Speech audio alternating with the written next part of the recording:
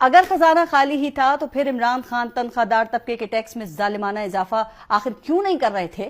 اگر خزانہ خالی ہی تھا تو پھر عمران خان لوگوں کو 10 لاکھ تک مفت علاج اور ہیلتھ کارڈ کیسے دے رہے تھے؟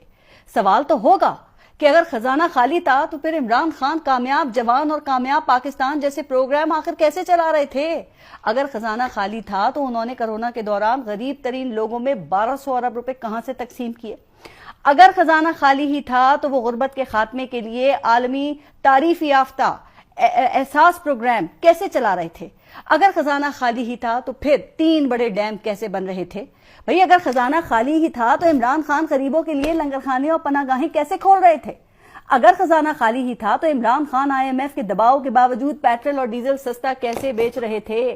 بجلی کا فی یونٹ 5 روپے سستا کیسے کر دیا گیا تھا؟ اگر خزانہ خالی ہی تھا تو پھر کم آمدنی والوں کے لیے سستے گھر آخر کیسے بن رہے تھے؟ اگر خزانہ خالی ہی تھا تو قرضے کیسے اتار رہے تھے؟ یہ سب کچھ میں نہیں کہہ رہی بلکہ اسی حکومت کی طرف سے جاری کیے گئے اقتصادی سروے کے اعداد و شمار کہہ رہے ہیں۔